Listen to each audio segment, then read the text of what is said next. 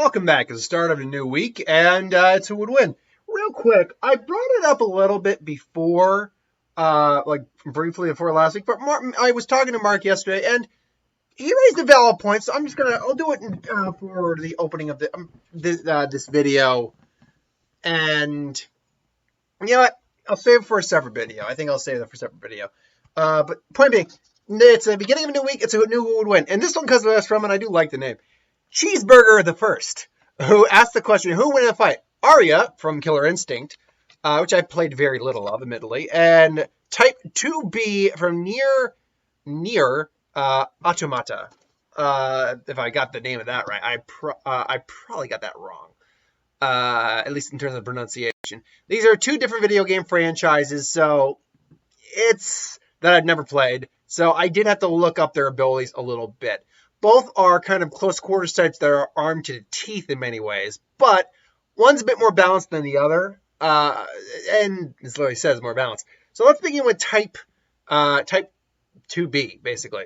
As a playable character, her primary attack is a light attack that does less damage, but is faster and higher combos. Heavy attack, more damage, but slower. She does have an aerial attack, and this thing's being very slow on me at the moment. There we go. Pod shot fires. 1 second. I hate when a site's being very slow and dragging. Pod program, pod shot. Where did that go? Okay, pod shot fires the range weapon of the current selected pod. The missile launcher pod must have the button held to lock. Okay, whatever. Basically, fires the selected pod, whatever that is. Pod program. Oh my god, this thing is being really finicky with me at the moment. Point is, she's basically a battle android with a lot of different abilities. She's able, pod program select is basically you choose, click the pod scanner to hold and scan. With most pod programs, the player holds multiple pods, and it's basically a quick fire missile launcher, more or less. She has jump mode, she can evade. What else we got here? Why is this just being slow and like jumpy on me? She can counter. She apparently has a self-destruct as well, which is very impressive. And a finisher, pressing the action button or downed on a downed or otherwise disabled enemy will perform a randomly selected attack animation that does a fair amount of damage if connects. The attack may fail to connect properly. For example, the launcher finisher is randomly selected on an enemy that cannot be launched. She basically has a quiet determination. As a combat android, she doesn't have much of a personality per se, but deep down she's very kind and cares deeply for her friends, even though, again, she's just an android. So that's the general gist. I mean, she's equipped with multiple weapons for close quarters combat and can attack from range using pod support system. Her eyes are obscured beneath a standard military visor. She's a capable fighter. That's basically what the gist of this is. Aria from Killer Instinct. Now, this is difficult. And I say this is difficult because she was added later on in the series of the games. Introduced in like season 2 of, now this is 2013, this is 7 years ago, but she is essentially a super intelligence that has a physical form, and her job essentially is to kind of bring humanity to its peak through the harshness of, her actions and realities. Freaking God, these sites are being very finicky with me at the moment. Unfortunately, when you go to like the official website, it doesn't give you a lot in terms of what she's capable of doing.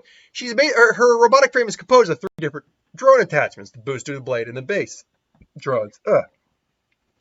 The booster does do things like for increased speed and like charge attacks, physical attacks. The blade is used for melee attacks predominantly, and the base drones are used for kind of a energy wave counterattack.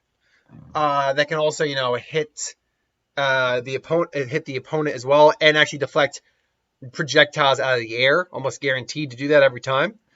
That being said, she's also capable of doing her own physical attacks, and that's where it gets a little tricky to actually figure out what she's fully capable of, because it's not made abundantly clear what the rest of what she's actually fully capable of doing. However, there is a video guide that I have up right now on my screen that you can't see that does more or less give you the basis of what she's capable of doing. Now, the drones, while they technically make up her body, they actually are they are actually the main part of her body.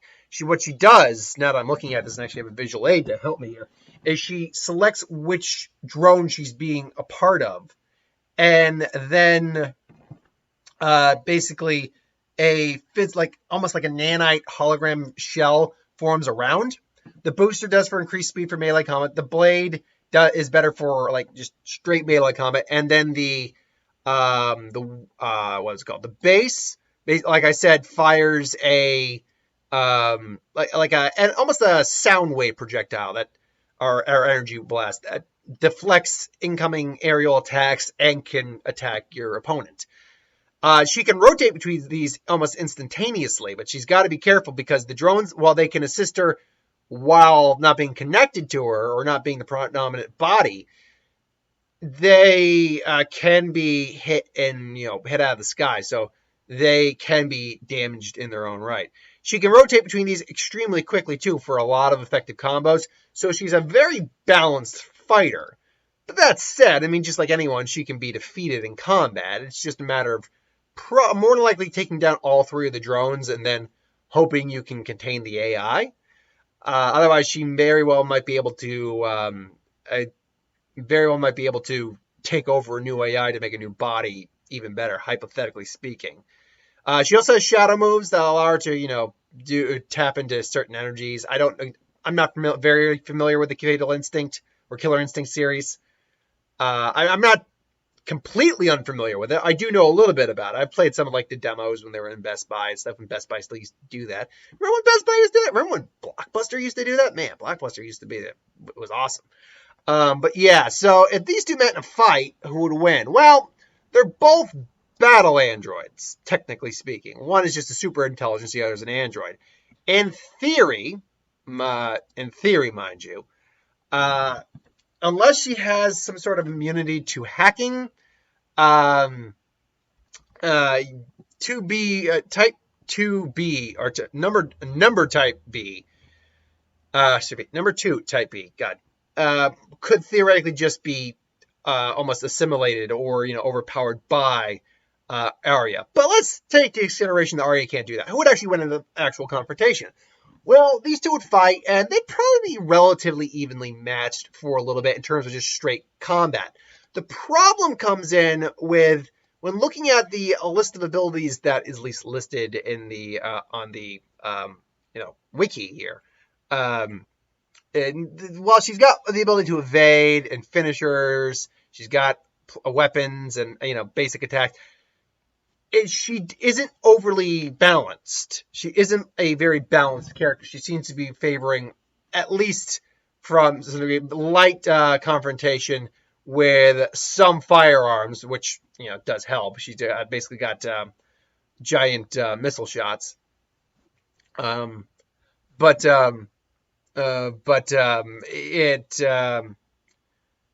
it doesn't look like she is able to go toe to toe with a big bruiser who could just knock her block off. Unless again you play again. I don't play either of these games, unfortunately, so take whatever my opinion is with a very large grain of salt. This is not going to be one of my more solid opinions on who wins in this case.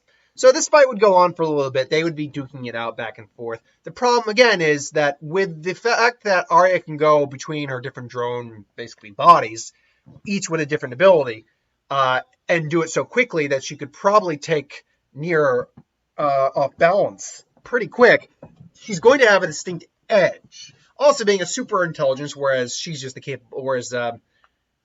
type 2, or number 2 type B is a all-purpose kind of battle android.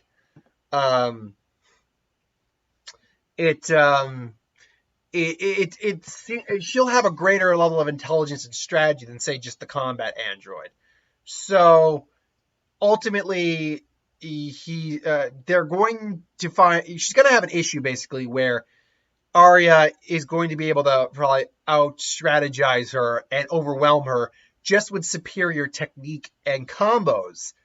And that seems to be a big thing that number two type B seems to lack is combos. She doesn't have a lot of straight combos. Like you can try to mash these as best you can together, but she doesn't have a lot of combos really that can help counter the effects of what Aria does. She has evades, so evades and counters, sure, like a straight counter, but that's only so good against certain techniques. Her pod shot, if you will, her range weapon, can actually be blocked by Aria's base drone. That's what the base drone is designed for, is projectiles that block a projectile that blocks projectiles and possibly does damage to the opponent. So ultimately, it's going to um, be it's going to come down to the fact that Aria is pretty much just an AI in a bunch of drone bodies. And those drones can be taken out, but you'll still have the two others. You'd have to take all three of them out in order to ultimately take her down. And while maybe a pod shot, a range attack could, in theory, not only hit Aria, but hit her drones when they're not attached to her, it's not likely that they would be getting through and actually, damaging the drones simply because she's, has techniques that are designed to avoid that. Excuse me as I'm kind of finicking with my arm. I think it would probably be Aria in this fight. Yeah, this is definitely not one of my. I'll even say this. This is not going to be one of my better videos, just because I don't have a good comprehensive idea of what both these characters are really capable of. I just have the information available to me, and with the information admittedly available to me, I'm going to go with Aria. If you're asking just on the design, Aria looks cooler. But in terms of what it looks like they're capable of, Aria is ultimately a bigger threat. She's someone who's actually a big villain, not a big villain, but a threat in the Killer Instinct world, whereas Aria really isn't. She's just the playable character, the main playable character in Nier Automata, or Automata. I don't know. I do not know this game. So I'm going to go Aria. Let me know what you think. But thank you for watching. Hope you enjoyed. Like, comment, share, subscribe. Thanks for watching. I hope to see you next time. Later.